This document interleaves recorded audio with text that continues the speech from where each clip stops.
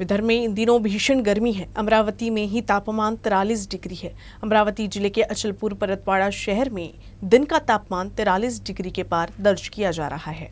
इस बार मई के आखिरी सप्ताह में विदर्भ में भीषण गर्मी पड़ रही है। अमरावती का तापमान 43 डिग्री के पार है। मौसम विभाग की जानकारी के अनुसार अमरावती जिले के अचलपुर परतवाड़ा में 25 मई की दोपहर तापमान 43.5 डिग्री दर्ज किया गया। लिहाजा दोपहर में सड़कें सुनसान रही। गर्मी की वजह से दोपहर के समय सड़कें वीरान हो जा रही है। ड्रोन कैमरा से लिए गए वीडियो में तो ये नज़ारा और भी साफ साफ दिख रहा है। स्थिति ये है कि गर्मी से बचने के लिए नागरिक दोपहर में घरों से बाहर नहीं निकल रहे।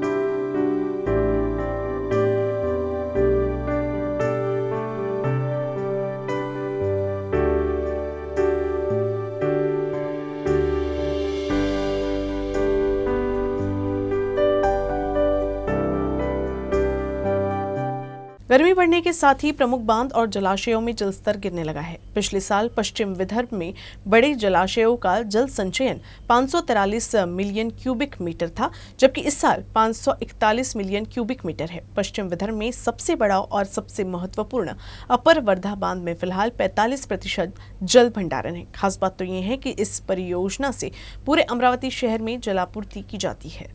विदर्भ में पिछले कुछ दिनों से भीषण गर्मी पड़ रही है और बढ़ते तापमान ने पश्चिम विदर्भ में पानी के भंडारण को भी कम कर दिया है। पश्चिम विदर्भ में कुल 282 परियोजनाएं हैं। इनमें 9 बड़ी, 27 मध्यम और 246 छोटी परियोजनाएं हैं। पिछले साल पश्चिम विदर्भ में बड़ी परियोजनाओं का औसत 543 मिलियन क्यूबिक मीटर जल संग्रहण था। इस साल ये 541 मिलियन क्यूबिक मीटर रह गया है। पश्चिम विदर्भ में जलाशयों में औसत 38% जल संग्रहण है।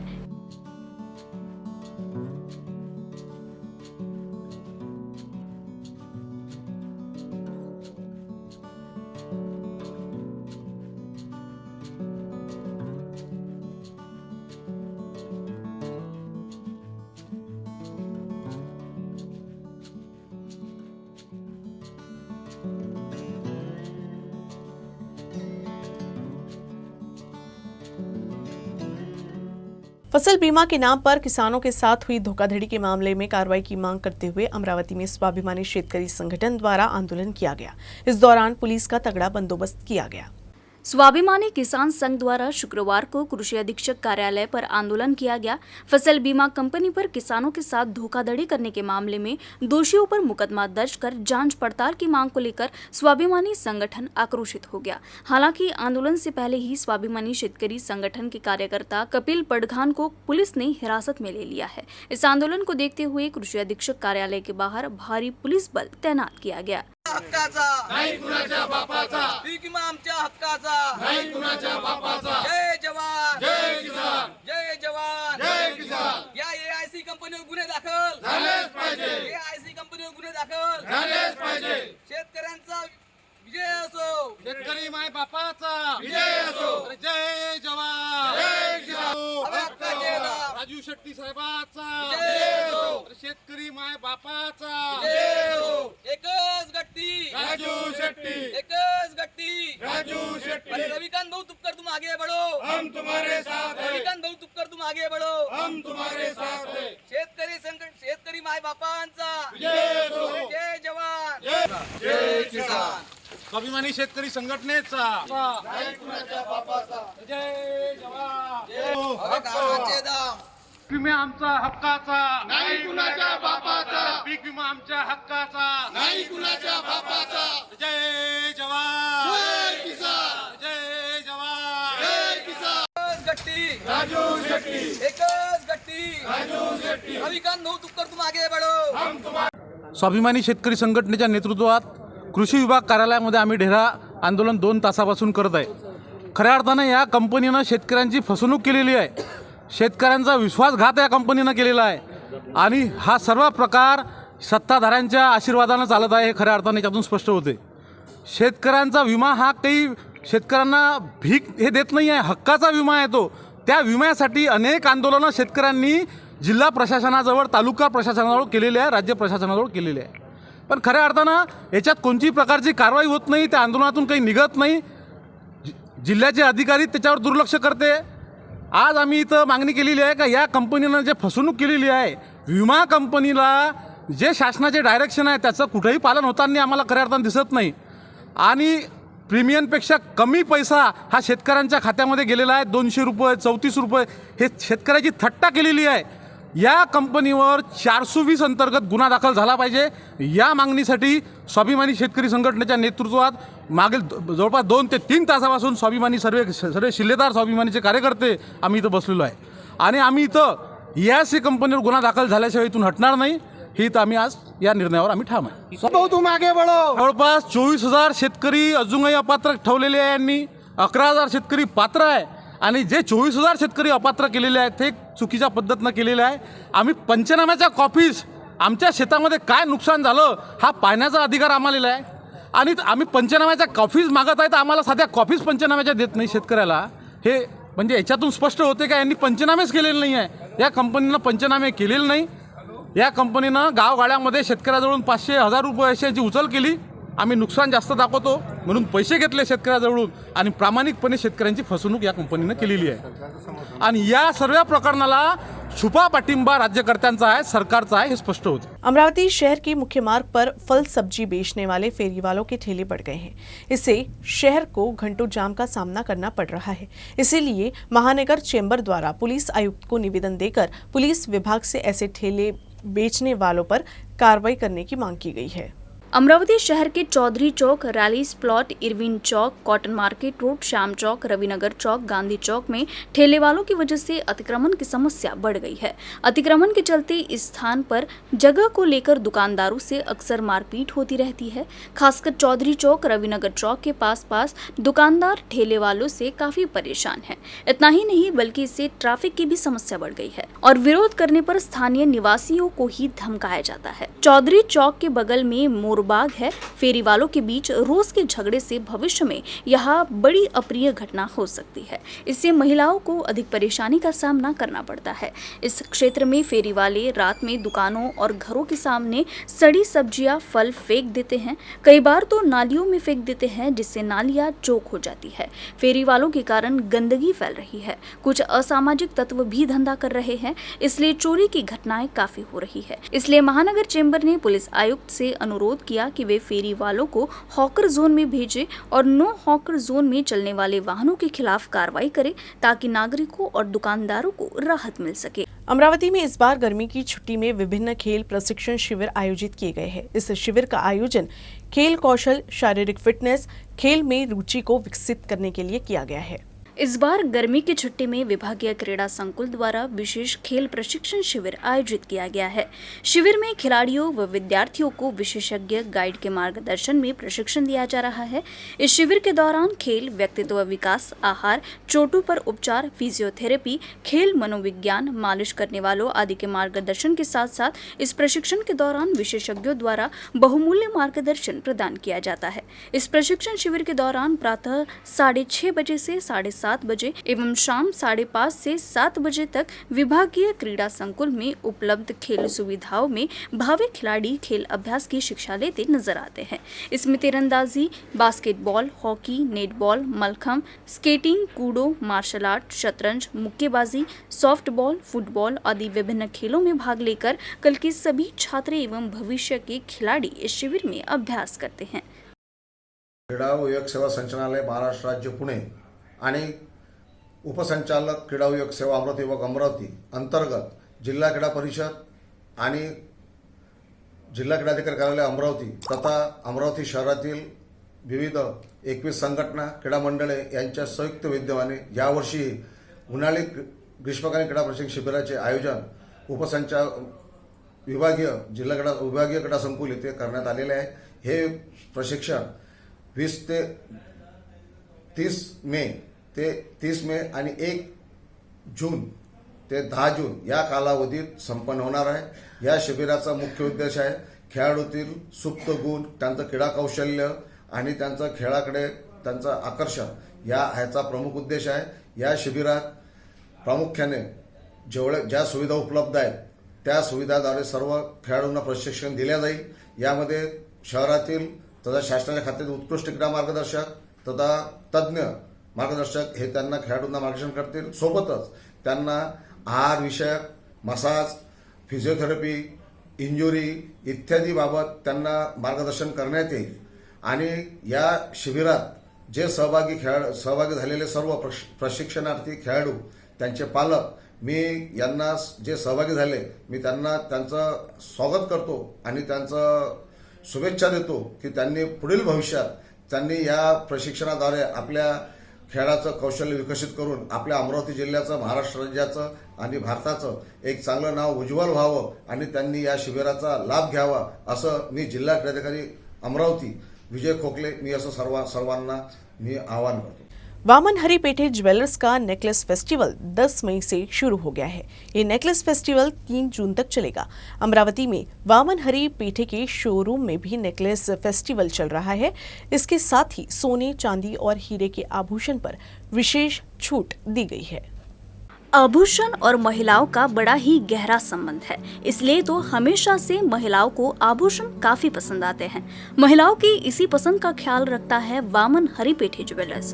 वामन हरी पेठे ज्वेलर्स का आदर्श वाक्य है सत्यनिष्ठा, जेवरात में शुद्धता, लेन देन और व्यवहार। इसके साथ ही वामन हरी पेठे ग्राहकों के जीवन के हर पल को खास बनाने का प्रयास करता है। 1909 में वामन हरी पेठे ज्वेलर्स ने मुंबई में अपनी शाखा खोली, जबकि अमरावती में 2015 में वामन हरी पेठे की ब्रांच शुरू की गई। वामन हरी पेठे ज्वेलर्स अमरावती में सोने, चांदी और हीरे के आभूषणों का एक विश्वसनीय ब्रांड है। वामन हरी पेठे ज्वेलर्स अपने उत्कृष्ट रूप से तैयार किए गए आभूषणों के लिए जाना जाता है। परंपरा और आधुनिकता के एक आदर्श मिश्रण के साथ वामन हरी पेठे ज्वेलर्स नए स्तर को छूने के लिए पूरी तरह से तैयार हैं। वामन हरी पेठे ज्वेलर्स के पास खास शादी के मौके पर 10 मई से 21 मई तक ऑफर था। ग्राहकों के शानदार रिस्पांस के चलते अब नेकलेस फेस्टिवल 3 जून तक चलेगा। इस संग्रह में आश्चर्यजनक और उत्कृष्ट रूप से तैयार किए गए सोने और हीरे के हार शामिल है। साथ ही वेडिंग सीजन के साथ खास ऑफर्स भी है। सोने और चांदी के गहनों पर मेकिंग चार्ज में 15% और हीरे के गहनों पर 50% की छूट दी जा रही है। इसके साथ ही ग्राहकों को 2 लाख से ऊपर के आभूषणों की खरीद पर आकर्षक छूट भी दी जा रही है।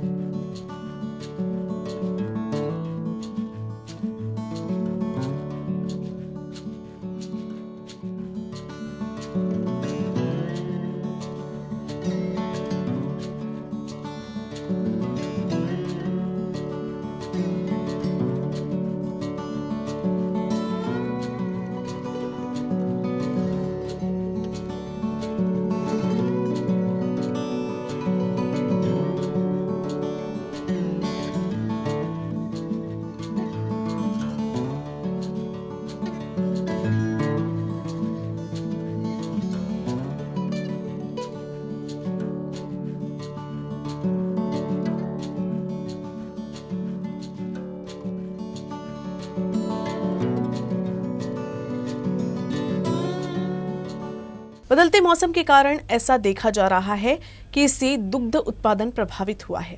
अमरावती जिले में दुग्ध उत्पादन में 15% की कमी आई है और इस संकट ने दुग्ध उत्पादकों में चिंता का माहौल फैला दिया है। पशु चिकित्सा विशेषज्ञों ने गर्मी में पशुओं की उचित देखभाल करने की अपील की है। गर्मी में मवेशियों को हरा चारा नहीं मिल पाता है। इसके साथ ही मौसम में हो रहे बदलाव का असर मवेशियों पर पड़ रहा है। इससे दुधारू पशुओं से कम दूध का उत्पादन होता है। अमरावती जिले में दूध उत्पादन में औसतन 15% की कमी आई है। इससे दुग्ध उत्पादकों का व्यवसाय प्रभावित हुआ है, क्योंकि पशुओं से कम दूध का उत्पादन होता है। इसीलिए पशु व्यवसायी किसान चिंतित है। तापमान जास्त आहे. तापमान जास्त असल्याच्यानं जो ढोर म्हणजे 10 लिटर दूध देणारा आज 8 लिटर 7 लिटर दूध देत आहे. याच्यानं आम्हाला धंदा असा पुराला ना पडून राहिला. हिरवा चारा नाही आहे, तापमान खूप आहे. उन्हाळा असल्याच्यानं आम्ही पंखे वगैरे लावले. 15 ते 20% दूध गाईचं कमी झालं आहे.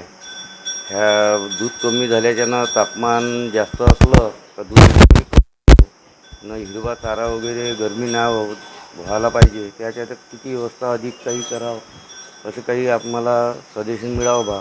पशु चिकित्सा विशेषज्ञों ने सलाह दी है कि यदि पशुओं की उचित देखभाल की जाए तो निश्चित रूप से उत्पादन में वृद्धि होगी। वाढत्या तापमानामुळे उन्हाळ्यामध्ये जसं जसं तापमान वाढायला लागते तर वाढलेल्या तापमानामुळे त्याचप्रमाणे वाढलेल्या आर्द्रतेमुळे रिलेटिव्ह ह्युमिडिटी वाढते. त्याच्यामध्ये सोलर रेडिएशन आणि एअर मूवमेंट ह्या कमी झाल्यामुळे सोलर रेडिएशन वाढल्यामुळे जनावरांचं चारा पाणी खाणे कमी होते. जनावरांचं रवंथ करणे कमी होते. त्यांच्यावर उष्णतेचा ताण येऊ नये याकरिता त्यांना अगदी सकाळी 11 वाजेपर्यंत चारा खाऊ घालणे, त्यानंतर त्यांच्यासमोर दिवसभर त्यांना पाणी पिण्यासाठी उपलब्ध करून देणे. त्याचप्रमाणे संध्याकाळी 4 नंतर म्हणजे उष्णतामान कमी झाल्यानंतर त्यांना चारा खाऊ घालणे हे करणं गरजेचं आहे. किंवा कूलर यासुद्धा गोष्टी करू शकता, जेणेकरून त्यांच्या बॉडीचं जर टेम्परेचर कमी होईल, त्यांच्या शरीराचं तापमान जर कमी झालं तर उष्णतेचा ताण त्यांच्यावर येणार नाही. आणि उष्णतेचा ताण जर त्यांच्यावर आला नाही तर त्यांच्यामध्ये दूध उत्पादनसुद्धा कमी होणार नाही. आणि प्रजननाच्या ज्या काही बाबी असतात की जसं वाढत्या उष्णतेमुळे प्रजनन कमी होते, दूध उत्पादन कमी होते, तर ते सुद्धा शेतकऱ्यांचं नुकसान होणार नाही. अमरावती शहर में पुलिस विभाग और बंसल क्लासेस के प्रयास से एक विशेष पहल शुरू की गई है। इसके अंतर्गत कॉलेज के छात्रों, विशेषकर किशोर छात्रों को साइबर अपराध और सोशल मीडिया के बारे में परामर्श दे रहा है। इस पहल को छात्रों और अभिभावकों से अच्छी प्रतिक्रिया मिल रही है। ब्लैकमेलिंग, छेड़छाड़ और साइबर अपराध के साथ साथ ऑनलाइन गेमिंग और क्रिकेट सट्टेबाजी में वृद्धि देखी जा रही है। इस मामले पर अंकुश लगाने के लिए शहर कोतवाली पुलिस निरीक्षक राजेश ताले ने अमरावती के सिटी कोतवाली थाना अंतर्गत सभी निजी ट्यूशन क्लास का दौरा किया है। उन्होंने छात्रों से बातचीत की, विद्यार्थियों की समस्याओं को जाना। इन मुद्दों को रोकने के लिए उपचारात्मक योजनाओं पर चर्चा की गई। इस परिचर्चा सत्र में बड़ी संख्या में कक्षा 11वीं और 12वीं के छात्र छात्राएं व उनके अभिभावक उपस्थित रहे। ये गतिविधि बंसल क्लासेस और पुलिस विभाग की संयुक्त पहल से शुरू की गई है। अकोला जिले की मूर्तिजापुर पुलिस और अमरावती जिले की दरियापुर पुलिस ने संयुक्त कार्रवाई करते हुए 70 से अधिक गायों को जीवन दान दिया है। सामाजिक कार्यकर्ताओं द्वारा गो तस्करी की सूचना मिलने पर दरियापुर पुलिस ने फिल्मी स्टाइल में वाहन का पीछा किया, जबकि मूर्तिजापुर पुलिस ने उसे रोक दिया। मूर्तिजापुर पुलिस को देखते ही ट्रक चालक ट्रक छोड़कर भाग गया। प्रारंभिक अनुमान है कि ये तस्करी छत्तीसगढ़ राज्य से हो रही है। सामाजिक कार्यकर्ताओं द्वारा बताया गया कि छत्तीसगढ़ से बड़ी संख्या में मवेशियों को लेकर एक ट्रक राज्य के अमरावती जिले में प्रवेश कर गया है। वो चांदुर बाजार तहसील से इस ट्रक का पीछा करते रहे। दरियापुर पुलिस ने भी इसकी जानकारी दी है। इसकी सूचना मिलने पर दरियापुर पुलिस की टीम ने ट्रक का पीछा करना शुरू कर दिया। दरियापुर पुलिस ने फिल्मी स्टाइल में परतवाड़ा से दरियापुर और आगे दरियापुर से अकोला जिले के मूर्तिजापुर तक पीछा जारी रखा। कई बार ट्रक चालक द्वारा वाहन रोकने के आदेश के बाद भी ट्रक चालक ने जानबूझकर पुलिस के निर्देशों की अनदेखी की और गाड़ी चलाता रहा। दरियापुर थाने के इंस्पेक्टर ने अकोला की सीमा पर पहुंचते ही मूर्तिजापुर सिटी थाने के इंस्पेक्टर सचिन यादव को इसकी सूचना दी। इन दोनों पुलिस अधिकारियों ने समन्वय कर कार्रवाई शुरू कर दी। मूर्तिजापुर पुलिस ने दरियापुर रोड पर फ्लाईओवर के पास नाकाबंदी कर दी। इधर दरियापुर पुलिस ट्रक का पीछा कर रही थी। यहाँ नाकाबंदी के पास ट्रक का टायर फट गया और सामने मूर्तिजापुर पुलिस की नाकाबंदी देख ट्रक चालक ट्रक छोड़कर भाग गया। पुलिस ने जब ट्रक का मुआयना किया तो ट्रक के 2 कंपार्टमेंट में 70 से अधिक गोवंश पशुओं को क्रूरता पूर्वक बांधा गया था। इस कार्यवाही में विश्व हिंदू परिषद, बजरंग दल और भाजपा कार्यकर्ताओं ने पुलिस की मदद की। ट्रक में सवार जानवरों को मूर्तिजापुर में गोरक्ष केंद्र भेजा गया, जबकि कुछ जानवरों का सरकारी पशु चिकित्सा अस्पताल में इलाज चल रहा है। आम्ही त्या गाडीचा नाकाबंदी केली गाडीसाठी आणि तो नाकाबंदी तोडत रोडने गेला। त्याचा पाठलाग करत आम्ही एका ठिकाणी आलो आणि त्याचा टायर त्याचा टायर ब्रेक करण्याचा प्रयत्न केला आणि त्या प्रयत्नानंतर ती गाडी इथून 10 ते 12 किलोमीटरवर त्याचा टायर एक ब्रेक झाला, फुटला तो टायर आणि टायर फुटल्यानंतर ती गाडी आम्ही पकडलेली आहे. मूर्तिजापूर पोलिसांनाही कारवाई म्हणजे आम्ही कॉल केलेला होता, त्यांनी नाकाबंदी केली समोर होती आणि मागे आमच्या 2 गाड्या होत्या 112 आणि 206ची, अशा रीतीने त्याला पकडण्यात आले. पंढरपुर में आषाढ़ी एकादशी के लिए राज्य के प्रमुख धार्मिक स्थलों से पालकी पहुंचेगी। इसमें संत नगरी शेगांव से भी शेगांव महाराज की पालकी का समावेश है। हजारों भक्तों की उपस्थिति में शेगांव से गजानन महाराज की पालकी पंढरपुर के लिए रवाना हुई। इस पालकी के साथ वारकरी 1 महीने में 550 किलोमीटर की दूरी पैदल ही तय करेंगे। पंढरपुर में आषाढ़ी एकादशी के अवसर पर बुल्ढाना जिले के शेगांव से श्री संत गजानन महाराज की पालकी का पैदल प्रस्थान हुआ। इस बार पालकी का 54वां वर्ष है। वर्षों से चली आ रही परंपरा के अनुसार विधि पूर्वक पूजा अर्चना के बाद पालकी रवाना हुई। करीब 550 किलोमीटर की ये यात्रा 1 महीने में पूरी होगी, जिसके बाद 27 जून को संत गजानन महाराज की पालकी श्री क्षेत्र पंढरपुर पहुंचेगी।